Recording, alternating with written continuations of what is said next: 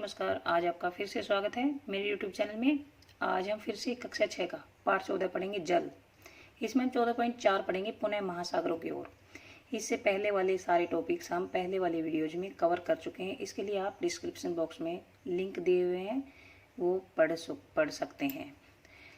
Video देखने से पहले सब्सक्राइब जरूर करें। चलिए शुरू करते हैं। पुनः महासागरों की ओर, इसका अर्थ होता है दोबारा से। पुनः मतलब दोबारा, महासागरों की ओर, महासागरों की तरफ। तो इसे जब ये पढ़ेंगे तो आपको अच्छे से समझ में आ जाएगा। जैसे कि वर्षा और हिम के रूप में पृथ्वी के विभिन्न भागों पर बहुत सारा जल होता है। वर्षा के रूप मतलब बारिश होती है और बर्फ भी पड़ती है। तो जो वो पानी होता है उसका क्या होता है, कहाँ चला जाता है वो पानी। तो आपने पहले पढ़ा था कि कुछ तो सूर्य के प्रकाश से उड़ जाता है, वाष्पन हो जाता है, और प्राय समस्त भूपृष्ठ महासागरों के तल से ऊंचे होते हैं। और सभी जो भूमि जो होती है वो महासागरों से ऊंची होती है। भूपृष्ठ है महासागरों से ऊंचे होते हैं। तो वर्षा और जो हिम के रूप में मतलब वर्षा और जो बारिश पड़ती है वो उसका अधिकांश जल लास्ट में, अंततः मतलब लास्ट में महासागरों की तरफ ही चला जाता है। यह विभिन्न ढंगों से होता है। अब कैसे कैसे होता है ये। पर्वतों पर हिम पिघलकर जल बन जाती है। जो पर्वतों पर बर्फ पड़ी रहती है वो पिघलकर जल बन जाती है, पानी बन जाती है। यह जल पहाड़ों से झरनों में तथा नदियों के रूप में नीचे गिरता है। यह जल जो बर्फ पिघली है पानी बन गई है, और पानी जो जल बन गई है तो वो झरनों के रूप में या नदियों के रूप में नीचे की तरफ गिरता है, क्योंकि पानी ऊपर से नीचे की तरफ बहता है। कुछ जल जो वर्षा के रूप में भूमि पर गिरता है वह भी नदियों और झरनों के रूप में बह जाता है। जो भूमि पर गिरता है कुछ जल बारिश से, वह भी नदियों और झरनों के रूप में बह जाता है। ये चित्र 14.8 हम देखते हैं। चित्र 14.9 है ये है 14.8। इसमें देखिए ये झरने और नदियों के रूप में जल बह जाता है। अधिकांश नदियां भूमि पर लंबी दूरी तय करती हैं और अंततः किसी समुद्र या महासागर में गिर जाती हैं। नदियां भी लास्ट में जाकर समुद्र या महासागर में ही गिरती हैं। तथापि कुछ नदियों का जल झीलों में बह जाता है और कुछ नदियों का जल है वो झीलों में चला जाता है। वर्षा का जल भी झीलों और तालाबों को भर देता है। वर्षा के जल का कुछ भाग भूमि द्वारा सोख लिया जाता है और मृदा में विलुप्त हो जाता है। कुछ भाग तो झीलों और तालाबों में भर जाता है, कुछ वो मिट्टी जो जमीन है वो सोख लेती है पानी को, और कुछ जल है जो उसका वाष्पन हो जाता है, मतलब सूर्य के प्रकाश से उसका वाष्पन हो जाता है, और कुछ उनको पौधे सोख लेते हैं और वाष्पोत्सर्जन हो जाता है। वाष्पन और वाष्पोत्सर्जन मतलब पौधे जो है वो जड़ों से पानी को सोखते हैं और पत्तियों से वो ऊपर उड़ जाता है पानी, जल जो है सूर्य के प्रकाश से। और वाष्पन मतलब सीधे जैसे तालाब है या झीलों में भरा है या नदियों में भरा है, वो सूर्य के प्रकाश से गर्म होकर ऊपर उड़ जाता है और वायु में चला जाता है। शेष जल धीरे धीरे भूमि के नीचे रिसता रहता है। इस जल का अधिकांश भाग भौम जल के रूप में उपलब्ध हो जाता है। भौम जल क्या होता है? जो भूमि के अंदर जो जल होता है, भूमि जो है वो जल को सोखती है और वो जल नीचे जा जाके जमा होता चला जाता है, जिसे हम हैंडपंप वगैरह से निकालते हैं बाहर। तो ये हो गया भौम जल। भूमि के अंदर जो जल होता है वो भौम जल होता है। तो इस जल का अधिकांश भाग हमें भौम जल के रूप में उपलब्ध हो जाता है। जो पृथ्वी सोखती है वो भौम जल के रूप में हमें उपलब्ध हो जाता है। कुओं का भरण भौम जल से ही होता है। कुएं जो होते हैं उसमें जो पानी आता है वो भौम जल के कारण ही आता है। इसी प्रकार कुछ झीलों के जल का स्रोत भी भौम जल ही होता है। झीलें जो होती हैं उसमें भी जो जल होता है वो भौम जल से ही आता है। हैंडपंप या नलकूपों से जो पानी खींचा जाता है, जो जल खींचा जाता है, वो भी भौम जल से ही आता है। नलकूप से खींचा भूमजल से ही आता है। जिन क्षेत्रों में अधिक हैंडपंप या नलकूप उपयोग होंगे वहां पर भूमजल प्राप्त करने के लिए अधिक गहरी खुदाई करनी होती है। जैसे हैंडपंप लगाते हैं, आपने जरूर देखा होगा, या नलकूप लगाते हैं, नल लगाते हैं, तो उसमें गहरी खुदाई की जाती है। खुदाई जब जितने ज़्यादा गहरी करते हैं, खुदाई करते रहते हैं, फिर जब तक पानी न आ जाए। तो अगर ज़्यादा हैंडपंप लगेंगे, जिस एरिया में ज़्यादा नलकूप लगते हैं, तो वहाँ पर ज़्यादा गहराई में चला जाता है पानी, क्योंकि ज़्यादा हैंडपंपों से पानी बाहर निकाल लिया जाता है और पानी धीरे धीरे भूमि के अंदर कम होता चला जाता है। तो ये ज़्यादा गहराई खुदाई करनी पड़ती है हैंडपम्प लगाने के लिए।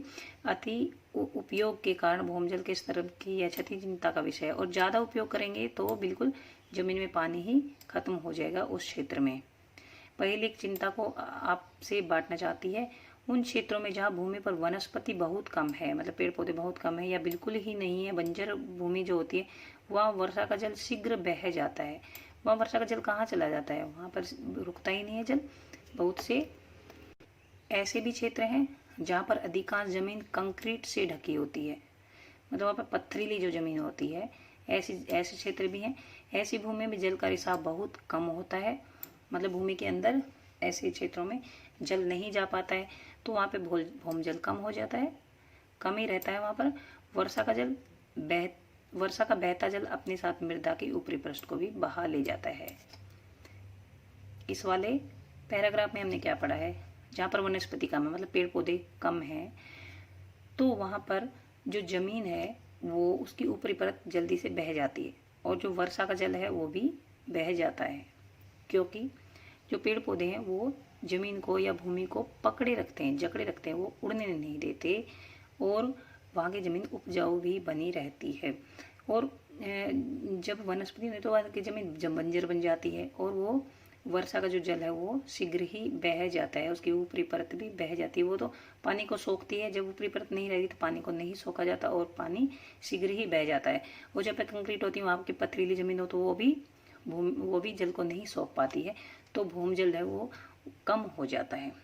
वर्षा का बहता जल अपने साथ मृदा की ऊपरी परत को भी बहा के ले जाता है। अब हम ये जानते हैं कि भूमि की सतह पर वर्षा रूपी जल ओलों तथा हिम के रूप में महासागरों में वापस पहुंच जाता है, हमने ये पढ़ा है अभी। इस प्रकार जल पृथ्वी की ऊपरी सतह से जलवाष्प के रूप में वायु में जाता है, और जो पानी उड़ता है वो भी जो वायु में जलवाष्प के रूप में चला जाता है, पहले भी पढ़ चुके हैं।